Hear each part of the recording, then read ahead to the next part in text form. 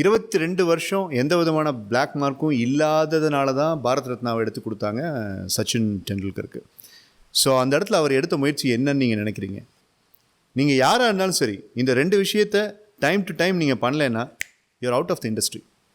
நீங்கள் யாராக இருந்தாலும் சரி, நீங்கள் ஒரு கண்ட்ரியோட பிரசிடென்ட்லேருந்து ஒரு பெட்டி ஷாப் வச்சுருக்கிற ஒரு ஓனராக இருந்தாலுமே, யாராக இருந்தாலும் சரி, இந்த 2 விஷயத்தை கரெக்டான ரெகுலர் பீரியட் ஆஃப் டைமில் during the regular intervals of time இந்த 2ஐயும் நீங்கள் கொண்டு வரலைன்னா நீங்கள் வெளியில் போயிடுவீங்க. பட் இன்றைக்கி பசங்க அதை பண்ணுறதில்ல. தம்பி அதை பற்றி கொஞ்சம் நாலேஜ் கேதர் பண்ணுறா அப்படின்னா சரி சார் ஓகேன்ட்டு கால் மேலே காலை போட்டு ஃபோன் எடுத்துகிட்டு அவன் இப்படி தான் உட்காடுறான். இது உங்களை லைஃப்பை இம்ப்ரூவ் பண்ணாது. இது ஒரு தகவல் தொடர்பு, அவ்வளோதான். It's a communication device.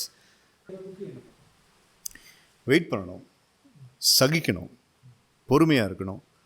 Short term results and short term விதமான புகழ்கள் அப்படிங்கிறத எதிர்பார்க்கக்கூடாது. அப்புறம் 4-5 அடிகள் வாங்கிறதுக்கு ரெடியாக இருக்கணும். அப்புறம் நம்ம சின்ன வயசுலேருந்து நம்ம கொண்டு வந்த கோட்பாடுகளையே உடையிற அளவுக்கு இருந்துச்சு அப்படின்னம்னா அந்த சுச்சுவேஷன்ஸை அனுமதிக்கணும். ஹிச்காக்குங்கிற ஒரு டைரக்டர் இருந்தார். அவர் மாதிரி த்ரில்லர் படத்தை இப்போ வரைக்கும் எடுக்கிறதுக்கு ஆள் இல்லை. ஸோ இது வரைக்கும் அவங்கள யாருமே இது பண்ண முடியாது. So a throne is a throne. அந்த த்ரோன் அப்படிங்கிறது வர வரைக்கும் இப்போது 22 வருஷம் எந்த விதமான பிளாக் மார்க்கும் இல்லாததுனால தான் பாரத் ரத்னாவை எடுத்து கொடுத்தாங்க சச்சின் டெண்டுல்கருக்கு. ஸோ அந்த இடத்துல அவர் எடுத்த முயற்சி என்னன்னு நீங்கள் நினைக்கிறீங்க? அவருடைய வேலையை கன்சிஸ்டண்ட்டாக தெளிவாக ஒவ்வொரு தடவையும் அந்த ஃபர்ஸ்ட் பாலை ஃபேஸ் பண்ண மாதிரி ஒவ்வொரு பாலையும் ஃபேஸ் பண்ணார்.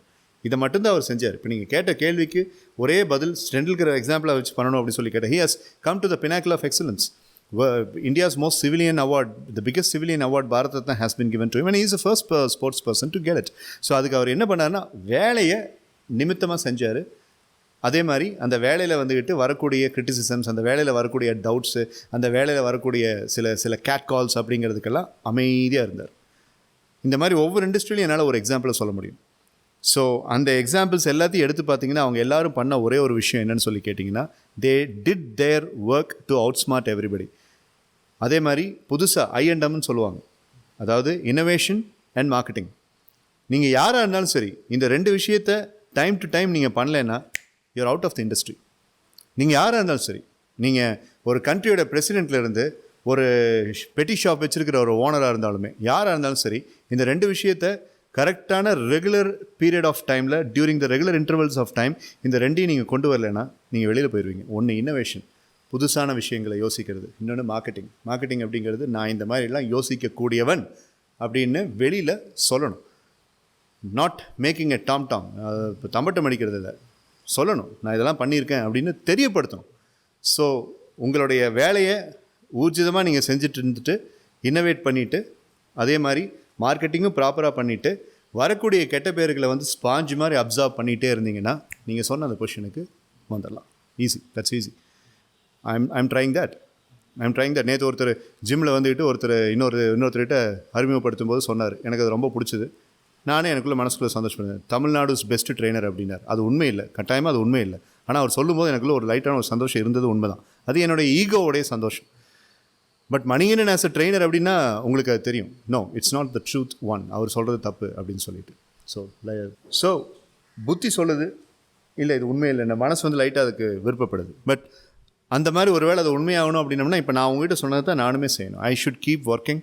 நான் எவ்வளோ தூரம் முடியுதோ அந்த அளவுக்கு அடிப்படையான ப்ராப்ளம்ஸ் வரைக்கும் இளைஞர்களுக்கு சொல்யூஷன்ஸை கொடுக்கறதுக்கு நான் ஏதாவது முயற்சி பண்ணிகிட்டே இருக்கணும்.